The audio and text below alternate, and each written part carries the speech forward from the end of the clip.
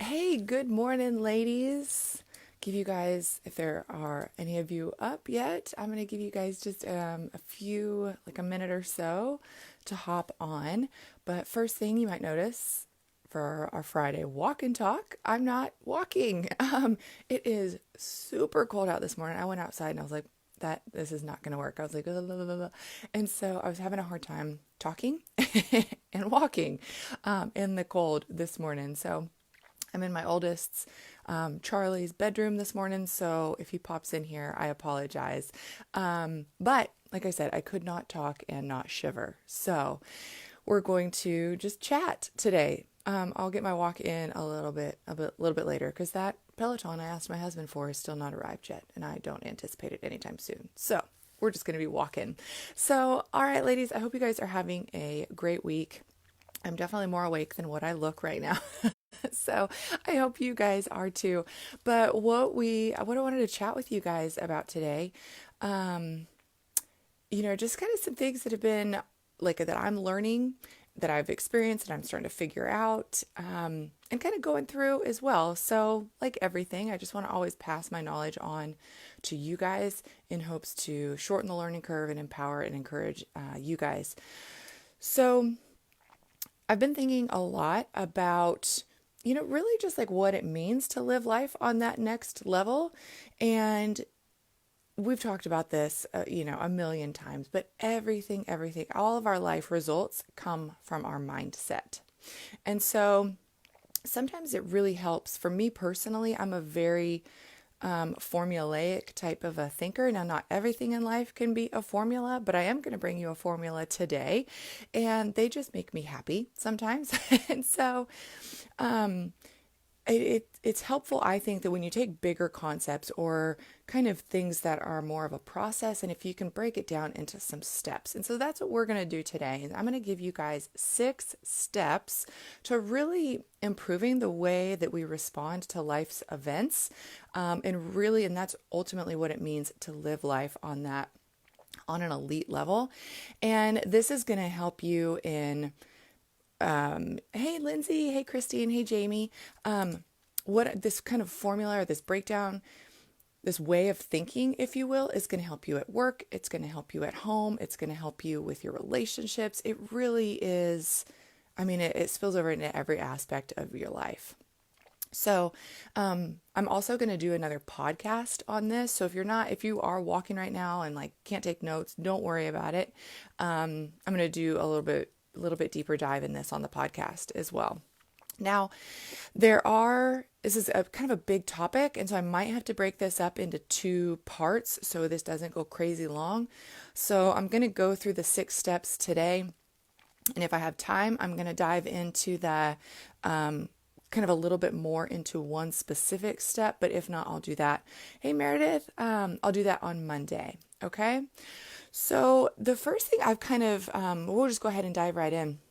But I'm realizing, like, as we're home, and somebody said this last night, we did like a cul-de-sac quarantine. Like, we all sat like 6 feet apart from each other in lawn chairs, and just chatted.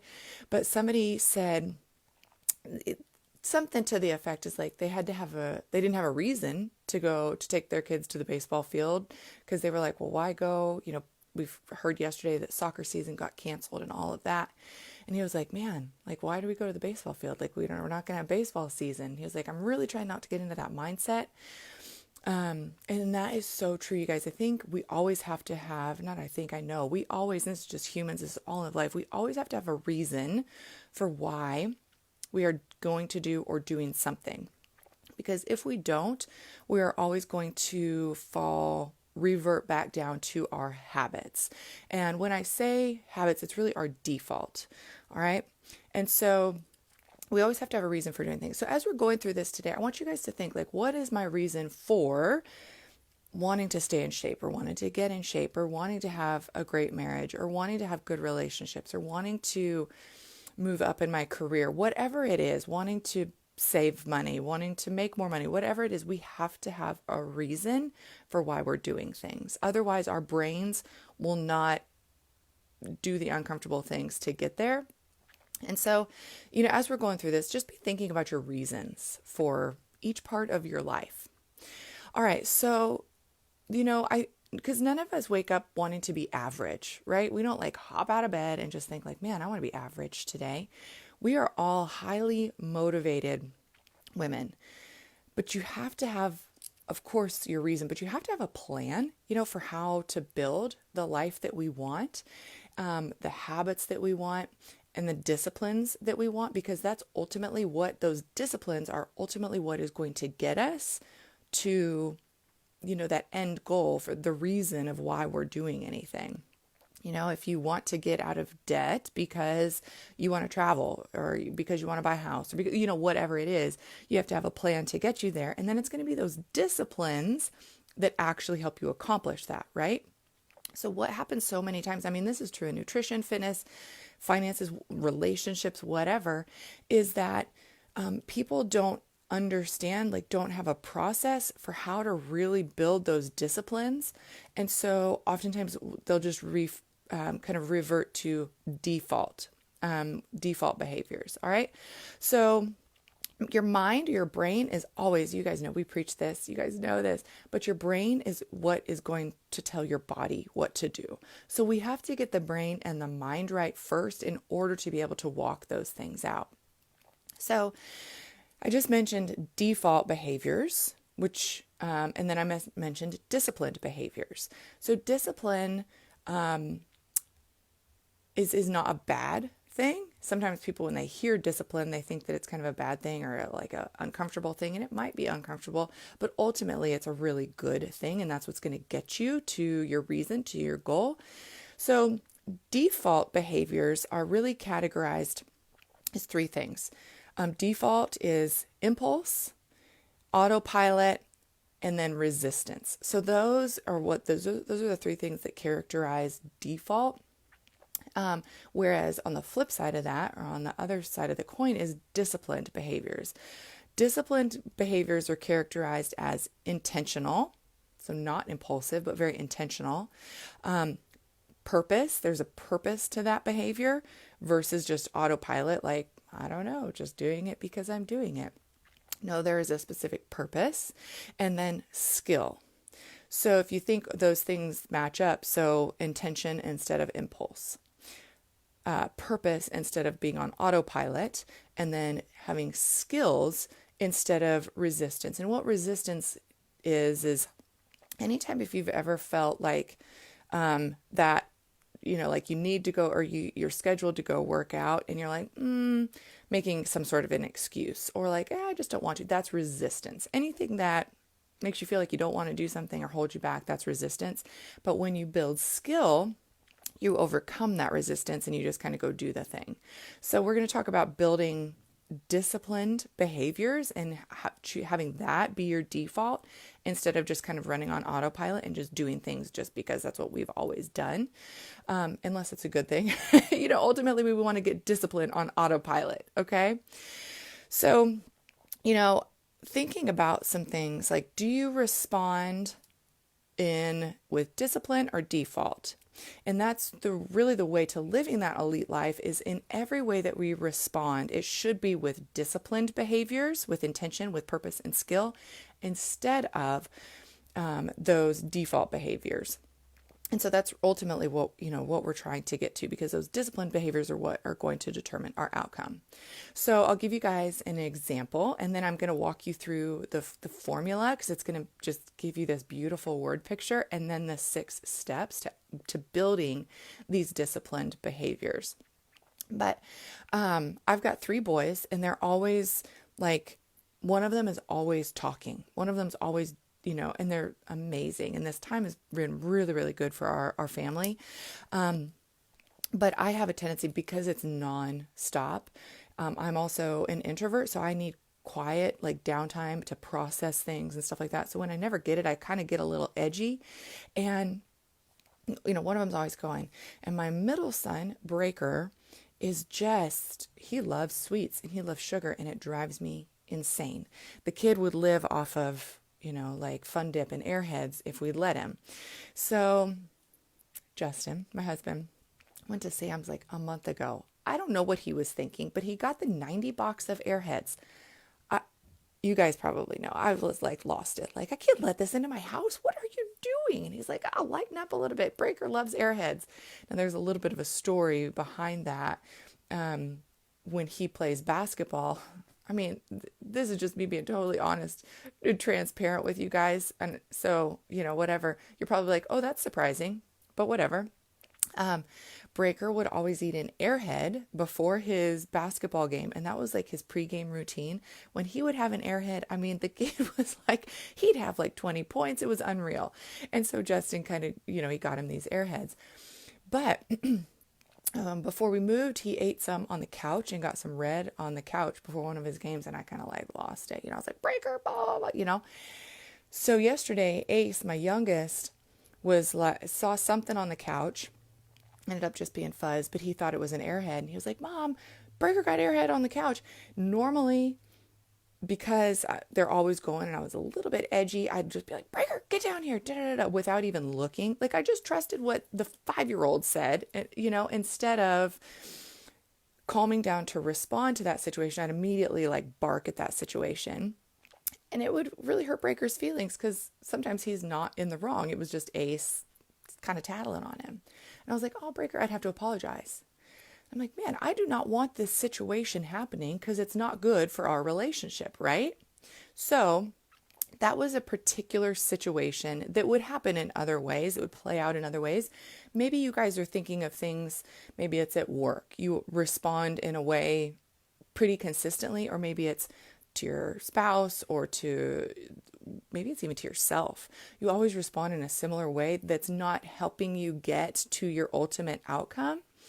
This is going to help you. And when I started implementing, like when I started visualizing this framework, it was a pretty quick change. Now we got to practice that change, but here's what it is. All right, so there's a formula, and I want you guys to just think about this in your head, but it's ERO. Okay, so E plus R is always going to equal, not always, most of the time, going to equal O. Okay, so the E is going to stand for your event. The R is going to stand for your response. And then the O is going to equal your outcome. So there's always going to be an event. And we've talked about this. If you guys have listened to the model lesson in your online portal, that's kind of like a circumstance. Right now we're in quarantine, everything's shut down, we can't do anything. That's an event. Okay, but the R is our response, and that's a choice. We get to choose how we respond to that event. Those two things are going to equal our outcome.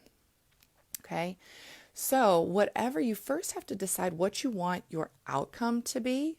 Like the event is already decided. It's kind of like algebra. You get to, whatever your outcome is, put that in as what you want as your outcome. You've got the event. We have to learn to decide what should our response be in order to equal that outcome.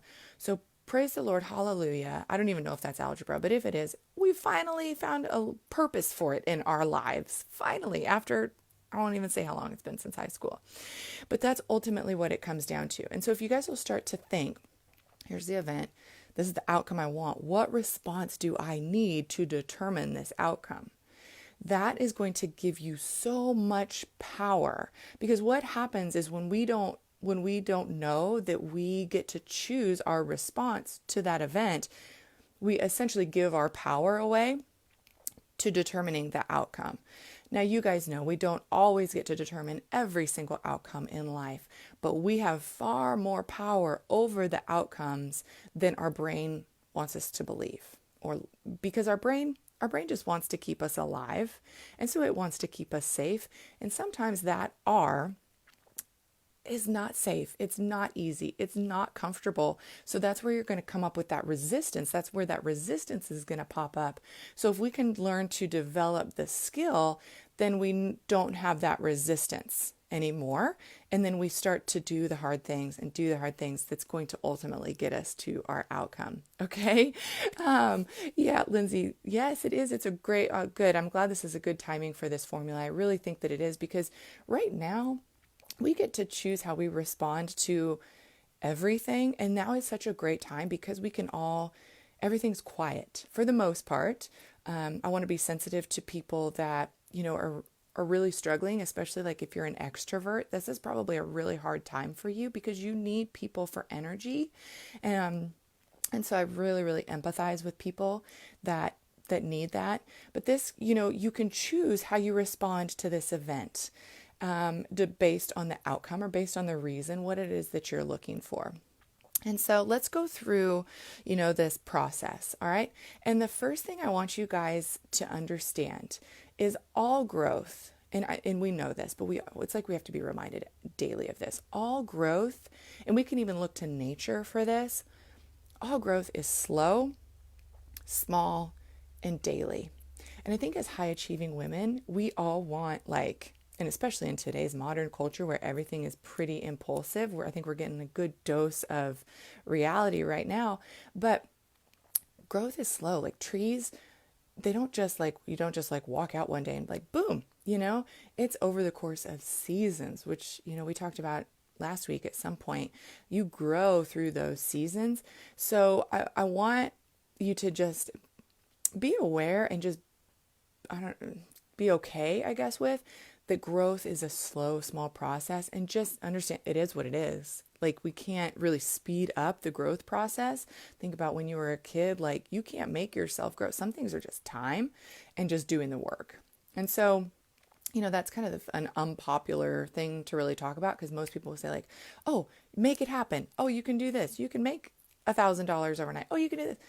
Guys, sometimes growth is just small, slow, and daily. So if we can just understand that that's just a law of nature, be like, it is what it is. All right, that's our event. How do I respond to that based on the outcome I want? Okay. All right. So number one, we're going to talk about that R factor, that response. We're going to go through 6 steps to really improving our R, like the way that we decide or the way that we act on our R. Okay, so we're going to dig into that R, that response. So the first thing we need to do to really improve the way that we respond in life is gain clarity. That's step number 1. So we really have to press pause. And I think that this is such a good time to practice doing that because we have the time, because we have the space to do that. When I was talking to you about when Ace would say something like, oh, Breaker got an airhead on the couch, because we were in such a hurried pace. And that was our particular season that it was just, everything was so hurried. I felt, and it was not a disciplined behavior yet. I was defaulting. I didn't press pause. Everything was impulse. The outcome of default behaviors is really not what high achieving women want. And so now we have to learn, we have the time and the space to press pause. So when there is any event, whatever that is, somebody snaps at something, somebody posts something on Facebook, your boss says something to you, you're quarantined, all these things, press pause to gain clarity. Okay? What you want to think when you're pressing pause is, and you guys will get better at this and get faster. It will start to become a disciplined behavior, and then this will become your default. But think about, what O do I want from this situation? So in the event, because this just happened, I want a good relationship with my son. Okay? I want there to be that relationship. But if I'm always snapping at him, like, Breaker, get down here. Did you get airhead on the couch? Whatever. That's not building a relationship at all. So I thought, what relationship what O do I want? I want a great, open, trusting relationship with my kids. Okay. What E do I have? I'm standing in the other room. Ace is telling me there's airhead on the couch. And I'm like, number 1, he better not have been eating an airhead. Number 2, it better not be on the couch. Okay. So that's my E. What response, what R do I need to get that O, that outcome of having a good relationship, an open, trusting, loving relationship with my son? Well, how would I like to be responded to? I sure as heck, and I know you guys don't, I do not like being jumped on or barked at or bah, bah, bah, So he surely wouldn't either. So the response that I needed was just, no, don't even say anything to Breaker. First, go assess the situation, considering it's coming from a 5-year-old. And I say this because I've done this before. I've just trusted what Ace said. And I'm like, why am I trusting what the 5-year-old says in this particular instance? But that's a default behavior. So I was like, oh, let me see. It wasn't an airhead. It was Fuzz. Breaker was none the wiser, didn't even say anything to him. So it wasn't, he's not ticked off at his brother for tattling on him, and then he's not ticked off at me for falsely accusing him of an airhead that was a piece of fuzz. Do you guys get what I'm saying? I'm sure that you can probably think of some scenarios that you've been like, had to be like, oh, sorry, or oh, that wasn't the best response. And it gets old not having the best response. However, your first reaction at most people at this current time, your first reaction is rarely the one, it's rarely your best, and it's rarely the one that you actually need to get the O that you want. So we just have to get disciplined at pressing pause, gaining some clarity, and thinking about the R that we want, or the O that we want, and what R do we need to get that O. Okay? So that's step number 1, is to press pause to gain clarity. Step number 2 is get your mind right. All right? Everything, mindset is what's going to drive everything in your life. Your mind and your brain are what is going to tell your body what to do. So we got to get that part right. We know that. Okay? So we have to create the emotional energy that's going to come from our mindset. Remember, from our thoughts, our mindset is what's going to create our feelings, which is going to create that emotion. All emotion is energy. Okay? Time, and I believe our health and our energy are our 3 most precious resources. Once you spend time, you can't get it back. Our health, we know, and of course we believe that our health is another one of our top, our primary resources, but so is your emotional energy, because that's kind of like time. Once you spend it, or it's hard to get back, or your words, you can't take them back. So we have to make sure that we are spending our emotional energy in a way that supports the O that we want. So, in different situations are going to require a different mindset or a different energy. Sometimes based on the event and based on the O that you want, you're going to have a different R. It's going to require a different mindset. Sometimes you have to just be still. That's a different mindset than what you're going to need to maybe take control of a situation or step up in leadership or whatever. But when we gain clarity, when we press pause and gain clarity, we get a better understanding of what emotional energy, what mindset, what skill, what tool do I need to bring out of my toolbox to this situation. Does that make sense? So as we grow in our disciplined behaviors, we will have the ability to shift mindsets in order to be effective.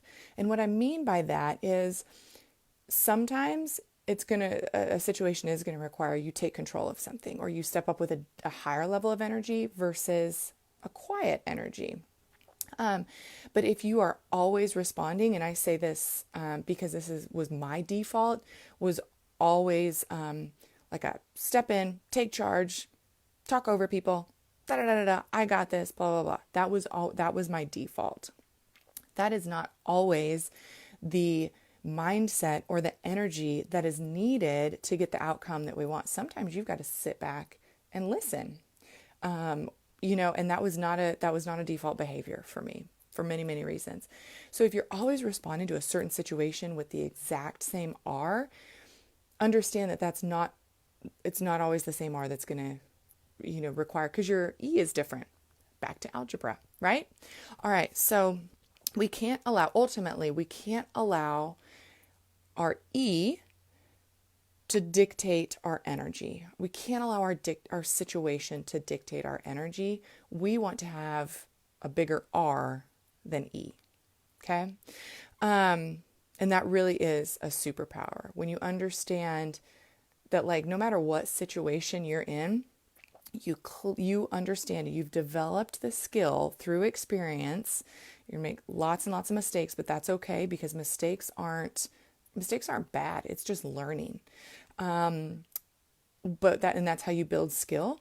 So you're going to be like, dang it, that's not the R I needed in that situation. But the next time this type of situation presents itself, just like the airhead situation, I'm going to respond differently, because I don't like having to apologize to Breaker. So I was able to respond differently. When you do that time and time again, that is a superpower. When you can become emotionally agile, you start to become a very, very effective leader, effective person that's able to accomplish their goals and make change. So it's all coming down to learning how to manage your emotion, and bring out bring the right energy to each event to determine your O. Okay. So that was step number 2, creating the energy necessary based on your O and based on the E. All right. Step number 3 is step up. So this really is the part where we take action. Okay. So now we've gained clarity. We've gotten our mind right. We know what energy, we know what we need to do. Step number 3 is you got to step up and do it. This is typically where the resistance will really come in. Sometimes it comes in with the mindset, but as you start to get the mindset down, when you go to take that action is typically when that resistance will pop up. All right. But for every O you want, there's a necessary R. And so if we want to get in better shape, there's a necessary R. There's a necessary response we have to work out. I found that if you kind of box yourself in the beginning, and if you don't give yourself too many boundaries, you just have to do it. That will help you build that skill to where it will become a disciplined behavior instead of constantly having to think about it and stay in that default mode. So step number 3 is really to just step up and take action. Okay. Number 4 is the adjust and adapt, because like I said, this is a formula, but it's not foolproof. You can't always determine and just base everything of this was the event and this was my R. This should have worked. This should have been my O. Sometimes that outcome, even when you did quote unquote all the right things, the outcome might not still be what you want. And sometimes that R, we might not have done the right thing. Okay. So this is where we need to reflect on the outcome, reflect on the O, and adjust the R if we need to. Okay. So for instance, with the airhead example in times past, I've just automatically snapped on breaker, bop, bop, bop, bop, bop. That wasn't the O I wanted. So I had to reflect on the O and thought, what R do I need to make it a different O the next time? Okay. So, because I don't want this to be too long of a chat with you guys, I'm going to dive into step number 4 on Monday, because in the adjust and the adapt and part of the taking action, that's where a lot of that resistance will come up. And I think that is the piece that most people need help learning how to navigate. Okay, well, what happens when I feel like I don't want to do it, or I don't know how to do it, or whatever? I'm going to teach you how to navigate through that. I'll do that on Monday, but let's finish up steps 5 and 6 on those 5 steps to building an elite life and improving your response to life's events. All right. So step number 4 was adjust and adapt. That means just reflect on your O and adjust and adapt your R. Okay. Number 5 is, this is not really a step. I mean, I guess it is a step, but it's really making a difference. We want to deliver a positive experience. And here's why we want to do that. Because your R, your response, is someone else's E. What I mean by that is your attitude, your words, your response, the way that the energy that you bring, or the words, the response that you have, is someone else's experience. That's someone else's life event. So, that's your attitude, that's the actions you take or the words that you speak. People will feel, see, or hear that. So that's their E. So for me, again, going back to the airhead example with breaker, my attitude, how I responded, the words that I said, that's his feeling, that's his hearing, that's his E of me. Does that make sense? So I want to deliver, and I know all of you guys do as well. We want to deliver a positive experience to the world. And guys, when I say a positive experience, I'm not talking about saying things or doing things to make people happy. I'm not talking about people pleasing here, because there's going to be plenty of times that the energy that you need or the response that you need might not be what somebody else likes, or might not be what somebody else wants to hear, or whatever. I'm not saying that we're talking about people pleasing here. I'm talking about the truth, like doing the right thing, So please don't think I'm trying to get us into people pleasing mode. That's blah. We do not want that. That's a default behavior. People pleasing is a default behavior. So we're stepping up and out of that. But our R is someone else's E. So it is really important as next level women in the steps to becoming an elite life that we figure this thing out, and this becomes a disciplined behavior. All right. I'm glad you're loving this, Linz. So that's step number 5, is making a difference, delivering a positive experience. Step number 6, this is really being elite, and all being elite means is building skill. If you think about an elite level athlete, they've just built a skill. They've really built a skill over time. And so this is where it comes down to building the skill of pressing pause, building the skill of choosing the right mindset, building the skill of stepping up and taking action and delivering a positive experience. And the only way that we're going to do that is choose the mindset, choosing our reason, having our reason for why we're doing these things, doing the work, just doing it over and over and over again, not isolating, not hiding from situations, not people pleasing, but doing the work, getting ourselves in those situations, stepping up, and being coachable.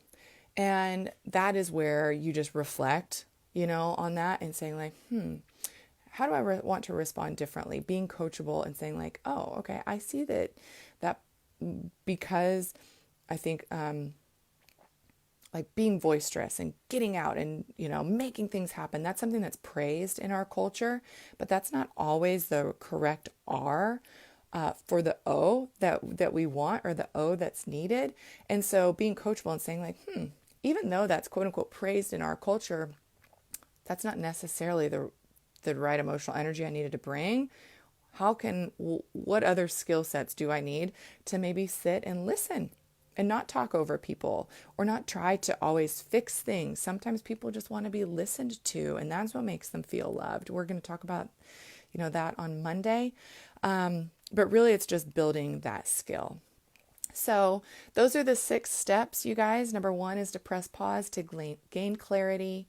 Number 2, get your mind right, create that emotional energy that's necessary for that situation. Step up, take action. And then adjust and adapt, reflect on your O. What R did you maybe need to change or improve? Or did you do a great job? If you did, if you're like, dang, like with the airhead situation, I was like, oh yeah, like I'm getting this. Like I chose the right R and I got the right O. That, you guys, like when that happens, give yourself credit for that. Be like, heck yes. Reinforce that, because then your brain will be like, oh, I want to do that again. Okay. So make sure you give yourself super props when you get the right R, for you. And then number 5, understand that making a difference. Your R is an E for someone else. And then just build that skill day in and day out, knowing that growth is a small daily process. All right. So that's all I have for you guys today. Like I said, on Monday, and I am going to do a podcast about this as well. So if you guys want to check that out, make sure you subscribe. It's LeanStrong Radio, wherever you listen to your favorite podcasts. And if you guys have any questions or you want any other topics covered, shoot me a message or whatever, and I'll be happy to do that. But on Monday, we're going to dive deeper into step number 4, which is when you get to adjust and adapt, a lot of that resistance will come up. So that's where a lot of, even in our heads, and you might be able to see it now, but sometimes we blame, we complain, or we defend. And that ultimately is resistance, like making excuses or, whatever it might be. Or, well, I responded this way because obviously she needed to get herself in check, or, whatever. I'll teach you guys how to navigate through that resistance. Okay. All right. Well, I hope you guys enjoyed this. You guys are amazing. Let me know anything I can help you guys with. In the meantime, I'm glad it sounds like you guys are loving the April meal plan. So Trisha Snow puts those together for us. I tell her kind of what we're looking for. She puts those together. So make sure you give her a big, huge thank you because she put that one together for us this month. But until then, I'll see you guys Monday. Have a great weekend. All right. Bye, guys.